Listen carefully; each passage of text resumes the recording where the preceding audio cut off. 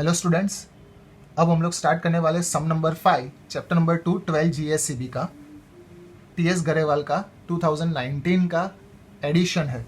वो सम स्टार्ट करने से पहले मैं बता देता हूँ, पहले 4 सम्स हम लोग ने फिनिश कर दिए थे।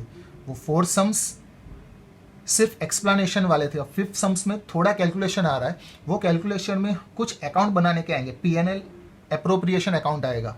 ये सम तुम लोग स्टार्ट करते हो, वीडियो देखते हो मेरा, वो सम स्टार्ट करने से पहले रिक्वेस्ट है कि इसके पहले जो मैंने प्रॉफिट एंड लॉस अप्रोप्रिएशन का एक्सप्लेनेशन वाला जो वीडियो सेंड किया है, वो वीडियो आप अच्छी तरह से देख लीजिए, समझ लीजिए, प्रैक्टिस कर लीजिए और फिर ये सम स्टार्ट कीजिए। तो ये सम्स, इसके बाद वाला सम और इसके बाद वाली मेथड भी आपको क्लियर पता चल जाएगी। क्लियर? तो ये सम स्टार्ट करने से पहले मेरे वीडियो को लाइक कीजिए, शेयर कीजिए, सब्सक्राइब कीजिए और जो बेल आइकॉन दिया है वीडियो के नीचे उसको आप प्रेस कर दीजिए। अब सम नंबर 5 मैं रीड कर रहा हूँ। हर्षद एंड धीमन, दो पार्टनर है, are in partnership since 1 April 2018। 1 अप्रैल से हम लोग ने पार्टनरशिप स्टार्ट की थी। No partnership agreement was made, इसमें भी हमें स्पेसिफाई करके दे दिया है कि हमने पार्टनरशिप एग्रीमेंट बनाया नहीं है। They contributed 4 lakh and 1 lakh respectively as capital, यानी हर्षद बिजनेस में लाया था 4 लाख रुपीस और धीमन लाया था 1 लाख रुपीस। इन एडिशन, इसके अलावा Harshad advance and amount of 1 lakh to the firm on 1 October 2018।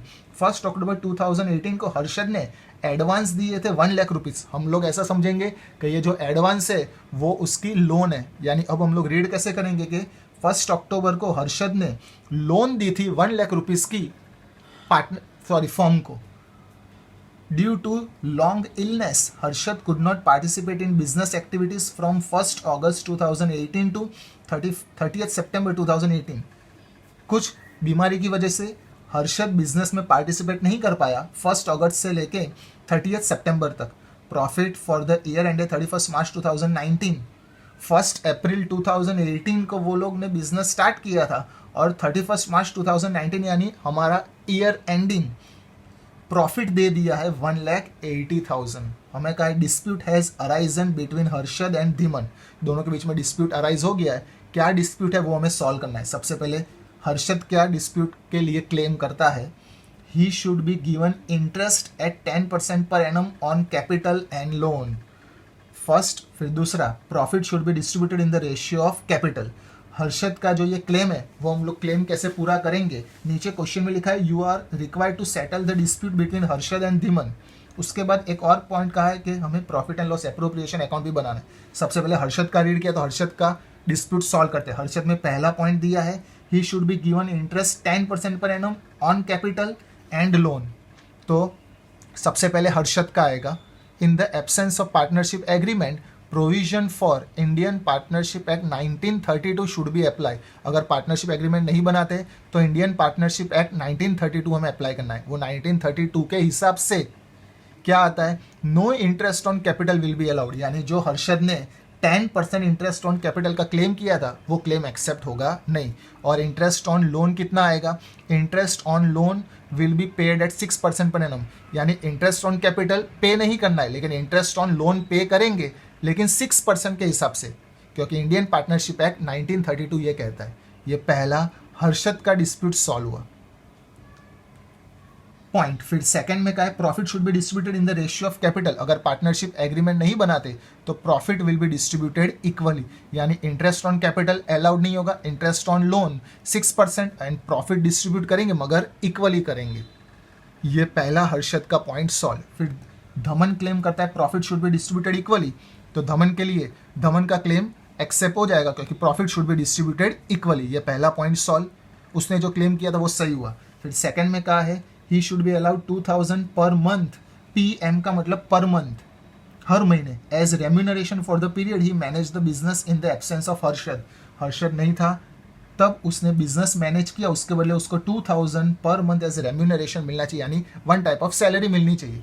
Partnership agreement नहीं होता तो no remuneration is to be paid to Dhiman, किसी को भी रेम्यूनरेशन पे नहीं किया जाता in the absence of partnership agreement.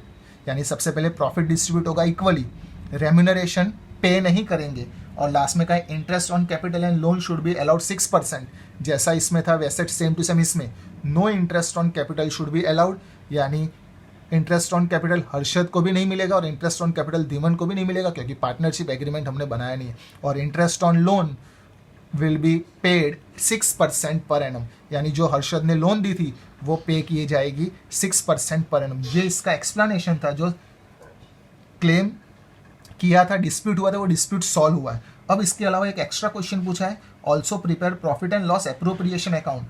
Profit and loss appropriation account बनाने के लिए कुछ वर्किंग बनाना पड़ेगा, वो वर्किंग भी बनाएंगे और प्रॉफिट एंड लॉस एप्रोप्रिएशन भी बनाएंगे।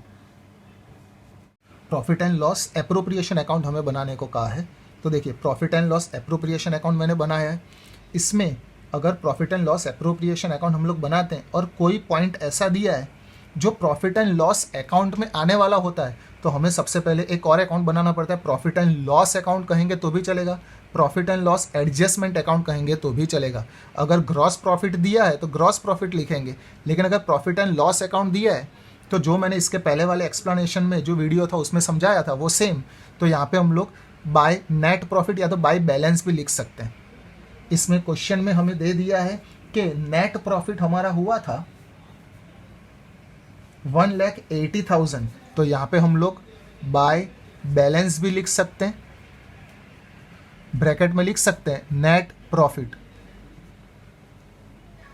इसका मतलब ये है कि ये पहले हमें प्रॉफिट मिल चुका है, लेकिन अभी भी कुछ एडजस्टमेंट ऐसे है जो अभी प्रॉफिट में से डिडक्शन करना बाकी है, तो वो ये कहलाएगा प्रॉफिट बिफोर एडजस्टमेंट। और फिर जो फाइनल आंसर मिलेगा वो होगा हमारा प्रॉफिट आफ्टर एडजस्टमेंट। तो ये बैलेंस हमें दे दिया है 1,80,000, ये 1,80,000 हमें मिल गया।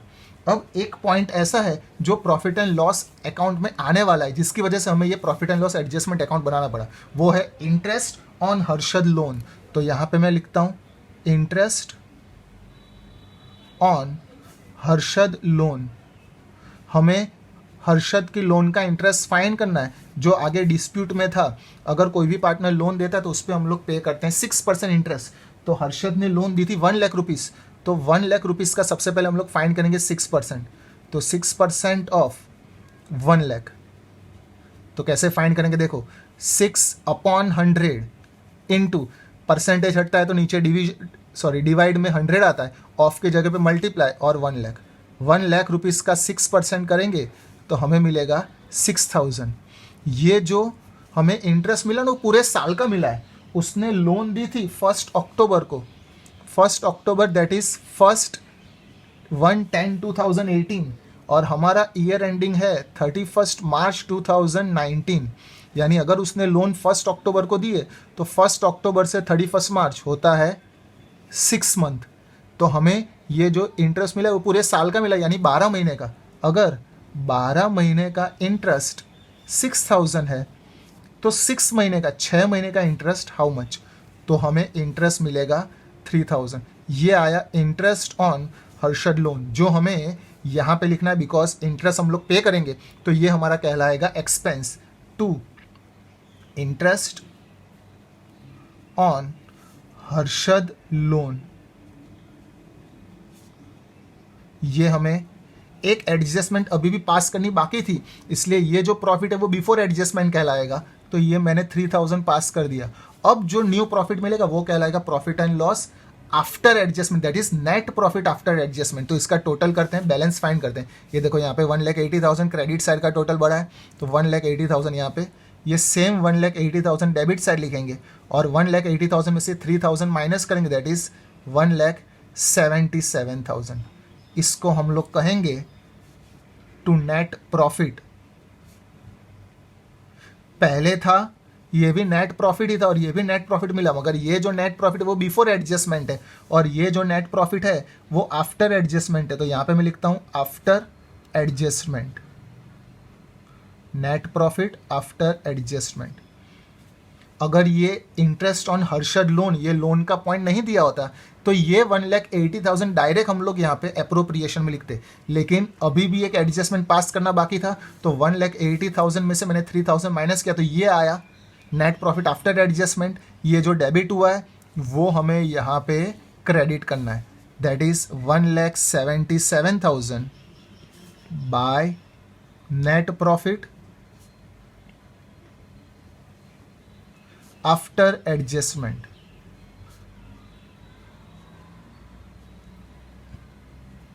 अब इसके अलावा और क्या क्या अप्रोप्रिएशन में आता है? Interest on capital, interest on drawing. Capital दिया है मगर इंटरेस्ट ऑन कैपिटल के बारे में कुछ नहीं कहा है, तो इंटरेस्ट ऑन कैपिटल कैलकुलेट नहीं होगा। इंटरेस्ट ऑन ड्रॉइंग भी नहीं होगा। पार्टनर की salary, bonus, commission, remuneration, remuneration हम लोग कैलकुलेट नहीं करेंगे क्योंकि एग्रीमेंट नहीं बनाया, यानी इसमें सिर्फ ये प्रॉफिट बताएंगे और कोई एडजस्टमेंट इसमें पास नहीं होने वाली। अब ये प्रॉफिट को हमें डिस्ट्रीब्यूट कर देना है। ये जो प्रॉफिट आया ना वो टोटल प्रॉफिट आया है, इसमें से हर्षद का प्रॉफिट कितना होगा, धीमन का प्रॉफिट कितना होगा, वो हमें फाइंड करना है। तो वो कैसे फाइंड करेंगे देख लो, अप्रोप्रिएशन में कैसे प्रॉफिट डिवाइड करते हैं, डिस्ट्रीब्यूट कैसे करते हैं। जो साइड का टोटल बड़ा हो वो साइड लिखेंगे। हमें क्रेडिट साइड का टोटल बड़ा है तो क्रेडिट साइड 1,77,000, ये सेम 1,77,000 यहाँ पे लिखेंगे। अब अगर यहाँ पे कोई वैल्यू दी होती तो 1,77,000 में से डेबिट साइड अगर कोई वैल्यू दी होती तो माइनस करते, लेकिन कोई भी वैल्यू नहीं दी, तो ये जो हमारा टोटल है वही हमारा बैलेंस है 1,77,000। इसको हमें करना है डिस्ट्रीब्यूट दोनों पार्टनर में। अगर पार्टनरशिप एग्रीमेंट एब्सेंट हो, नहीं बनाया हो, तो प्रॉफिट हमें डिस्ट्रीब्यूट करना पड़ता है इक्वली। इक्वली का मतलब प्रॉफिट शेयरिंग रेशियो हर्षद का और धीमन का प्रॉफिट शेयरिंग रेशियो होगा इक्वल, दैट इज 1:1। दो पार्टनर है तो 1:1, तीन होते तो 1:1 आता। यानी ये जो 1,77,000 है उसको हम लोग 1:1 में डिस्ट्रीब्यूट कर देंगे। तो हर्षद का प्रॉफिट कितना होगा देख लेते हैं। तो हर्षद का प्रॉफिट होगा 1,77,000 इंटू, देखो हर्षद का हिस्सा 1 है, 1 अपॉन टोटल होता है 2, तो 1,70,000 इंटू 1/2। तो हर्षद का आएगा प्रॉफिट 88500, ये हर्षद का प्रॉफिट आया। सेम टू सेम फाइंड करेंगे धीमन का, तो धीमन्स प्रॉफिट दैट इज 1,77,000 इंटू 1/2, इसका भी सेम ही आएगा।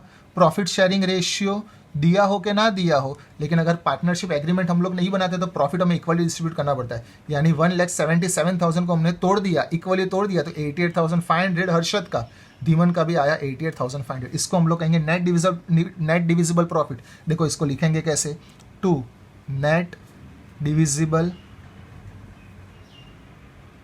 प्रॉफिट, इसको डिविजिबल प्रॉफिट कहेंगे तो भी चलेगा। इसको हमने कैसे डिस्ट्रीब्यूट किया, तो यहाँ पे लिख डालना है 1:1। अब दोनों का हिस्सा लिख डालना है, हर्षद और धीमन। तो हर्षद का हमने फाइंड कर लिया है 88,500, धीमन का भी फाइंड कर लिया 88,500।